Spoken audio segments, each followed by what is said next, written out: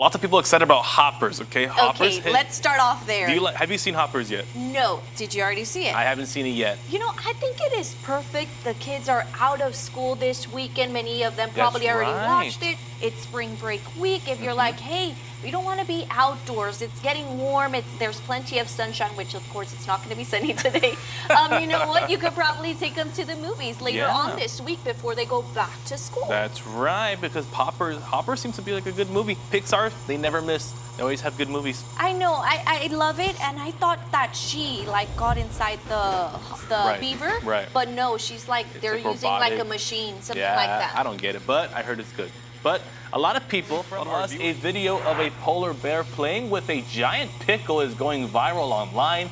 Less than a week after International Polar Bear Day, the Memphis Zoo released this video of their polar bear named Coda happily playing with a giant pickle in his enclosure. Just look how cute that polar bear is. That's a giant pickle too. I don't even know what kind of pickle that is. You know, it looks like he is having fun. He's enjoying the sun, but also he's taking a dip in the pool because it was probably very warm, and you know they're used to very cold temperatures. That's right. And when they're here in the U.S., they're like, it's not cold. It's been warm so far. But you know what? That's the good thing. He's enjoying it. He's biting the pickle, and he's even floating with the pickle. Look at that. He's a better swimmer than I am. Look at that. He's just laying on his back and chilling back, relaxing, it looks like he has not a worry in the world, you know? No, you know what? And he's probably thinking like, maybe I need a bite of this pickle, but he doesn't bite it. He's just there jumping into the water, playing around, which many people are going to be doing because it is spring break. I know. I'm so excited for spring break. No plans this spring break, but lots of things happening in town. So if you're still in town this week and you're trying to do a little staycation, that's the big word we've been saying all day, a little staycation. Tons of things. That's the word of the day, staycation today. So lots of things happening. The Kite Festival on Wednesday. It is going to be on Wednesday, but also the public library is going to have multiple events. So if you guys are like, hey, we're not outdoor people, we're more of an inside. So they could probably go to the public library webpage and look up those events. You mentioned lots of them. And then tomorrow is Mario. I try to say it. You combine tomorrow and Mario. Yeah, so tomorrow's Mario Day. And I know they already started with some events in the public library of Mario. I saw that tomorrow it's make your own Mario. So that is cool. What does that look like? I mean, what do you think that means? Make your own Mario? Create your own character. Wow. How would you create your own character? I would add no mustache for Mario. Get that mustache out of here. I don't need it. I don't need it. You know what? We do need cookware. That gave them a good sense of what meats were used, but not other ingredients. Now, the study's authors say that the new analysis shows Stone Age cooks combine ingredients in a remarkably selective way. They also found recipes varied from region to region. Even though the same ingredients were available, that shows people in different regions had different taste preferences. Wow, so there's probably some people who were like pretty snobby with their food taste. Some people didn't like too salty food. Some people didn't like too bland tasting food. You know, I think this is so interesting, and it makes you want to look up a little bit more of this information to see what ingredients that they use. I heard you said berries. Yeah. Maybe, you know, in the morning there's people that eat yogurt and berries together, but why did they use the berries? Were they going to cook some chicken? Were they going to cook some meat with it? Like, you know, a little bit more of a sweet flavor? It's so interesting. Yeah, I think the Stone Age people, they really used whatever they really had, you know? So berries and Survival of the fittest. In 1981, Super Mario has been a household name for many across the world, whether he's out saving Princess Peach, playing any sports games, or kart racing against his friends. Mario has become one of the most iconic video game characters in history. Well, today, as we've been saying throughout this newscast, March the 10th is also known as Mario Day by his many fans. That's right. So if you're wondering why today is declared Mario Day, well, when you abbreviate the word March, it spells M-A-R, and then the date 10 next to the abbreviation spells out Mario.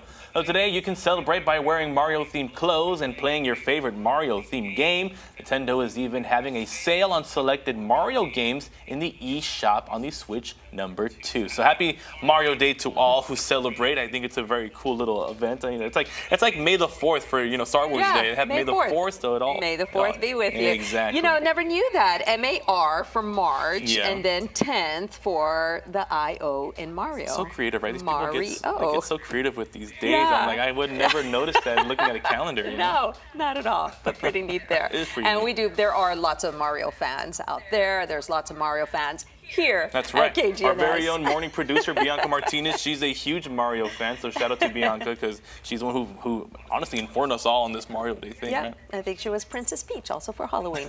So we'll move by move. 8-year-old Alexander Capistrian outplayed hundreds of competitors to earn an impressive finish at one of the state's biggest chess tournaments. Alexander recently placed second at the Texas Scholastic Superstate Chess Championship in Austin, competing against a field of, get this, 900 players. Now, to prepare, the young chess player trains about 15 hours a week, sharpening the focus and strategy needed to succeed at the elite level. The 2-day tournament demanded intense concentration as Alexander worked his way through 6 matches before reaching the final round. And this May only is the beginning. Alexander says his goal is to one day become a chess grandmaster, and his instructor believes he could reach that milestone before, get this, he turns 13 years old. My goodness, he's a prodigy. He's only 8.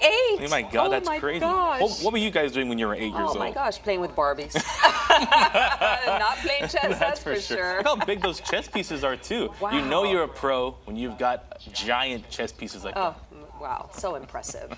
Well, finally from us, yesterday was a good day to go fly a kite, and that's what hundreds of people did as the skies over North Central Park, they were filled with kites throughout the day at the Kite Festival. That's right. People spent the afternoon enjoying live music, food, and activities. One performance was especially nice as the concert in the park featured the Palacio Bros and Voodoo Vibes. Spectators say it was a great way to spend the day with their family and their friends. Yolanda, you were out there yesterday for a little bit during the noon show.